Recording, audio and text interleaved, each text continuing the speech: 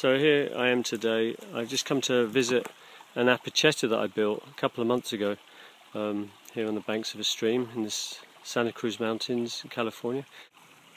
And the reason I built one in this precise spot is as a way of trying to offer reciprocity for the detritus that somebody has thrown down this slope, all these in the form of a load of car and truck tyres. And there's several of these piles along this stretch, and I was just really disappointed to see it, and I wanted to pay back the earth for somebody else's, thoughtlessness and greed. So I constructed an Apacheta as a way of trying to fall to the earth for all she provides us, and as a way of atoning for the destruction that the other thoughtless people have done. And there's my dog Rosie leading the way. So here's the Apacheta.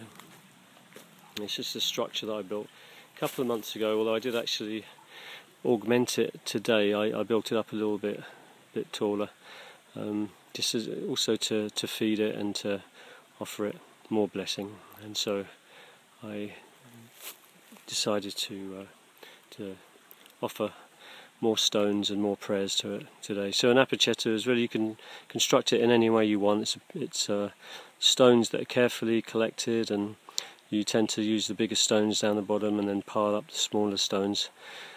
And you have a base that is like the solid foundation.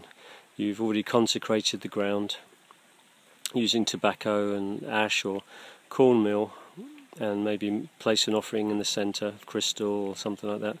And then you build a stone, Cairn, or Apacheta as it's known in Peru, which is my tradition. It's a tradition that's used in the Andes of Peru. And on top of the Apacheta you place a pointed stone, and here is one. In fact, I placed another one earlier on, but then just in walking back to it here a few minutes ago I saw this one. I think I'm going to replace with this one.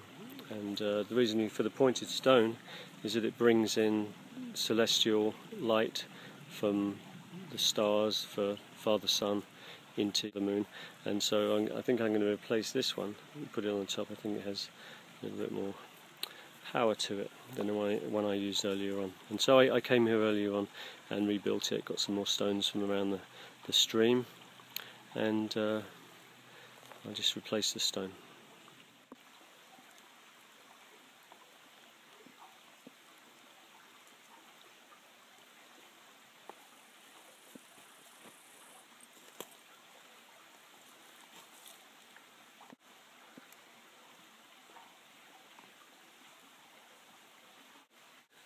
So now I've placed the capstone, I'm going to charge it. And so what you do, once you've built your Apacheta, you need to feed it. And so you're feeding it, you can feed it with song, you can feed it with tobacco and cornmeal, or you can feed it with incense and flowers. I don't have any of that stuff with me. I kind of did it off the cuff, so I came down, but I'm going to put some leaves on it. And what I'm going to offer it today is song. So you do this at auspicious times, planetary times. So you would do it at full moon, new moon, equinoxes, solstice, or any, if you feel just a calling, like an intuitive calling to come and feed it, she will take it for sure. And so it's all done with reverence and respect for the earth, and it's your way of, as I said before, just offering Aini, as it's known in Quechua, which is sacred reciprocity. So have fun.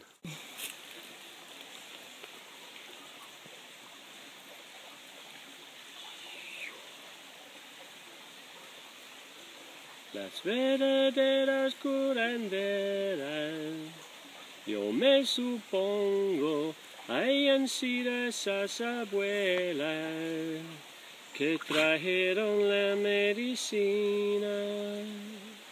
Las verdaderas curanderas, yo me supongo, hayan sido esas abuelas que trajeron la medicina.